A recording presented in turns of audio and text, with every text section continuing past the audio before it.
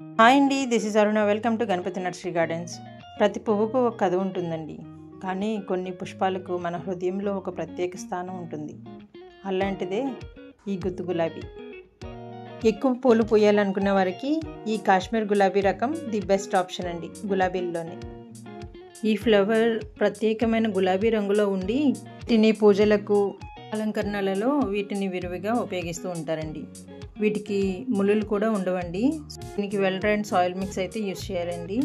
వీటికి 20 రోజులకు ఒకసారి మనం లిక్విడ్ ఫర్టిలైజర్స్ కానీ ఆర్గానిక్ ఫర్టిలైజర్స్ కానీ ఇస్తూ ఉంటే కనుక బుషీగా తయారవుతాయండి.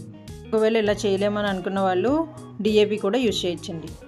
దీనికి ఫుల్ సన్లైట్ అయితే ఉండాలండి. వీటికి ఫ్లవర్స్ బ్లూమ్ అయిన 2 డేస్లోని కట్ చేసి యూస్ చేసేసుకోవాలండి. ఇలా కట్ చేయడం వల్ల మీకు కొత్త బ్రాంచెస్ వచ్చి బడ్స్ ఎక్కువ తయారయ్యి అవి బ్లూమ్ అయినప్పుడు చాలా హెల్తీగా డార్క్ కలర్లో పూస్తాయండి. మీకు వాటరింగ్ విషయానికి వస్తే మట్టి ఆరుదలను బట్టి వాటరింగ్ చేసుకుంటే మంచిదండి. ఇలాంటి మరిన్ని ఇన్ఫర్మేటివ్ వీడియోస్ కోసం ఈ వీడియోని లైక్ చేసి, షేర్ చేసి మన ఛానల్ని సబ్స్క్రైబ్ చేసుకోండి. మీరు ప్రేమించే ప్రకృతిని మరి కాస్త దగ్గరగా చూడటానికి ప్రయత్నించండి. ఇంతకీ ఈ ప్లాంట్ మీ గార్డెన్లో ఉందా అండి? ఉంటే కనుక కమెంట్ చేయండి. Thank you.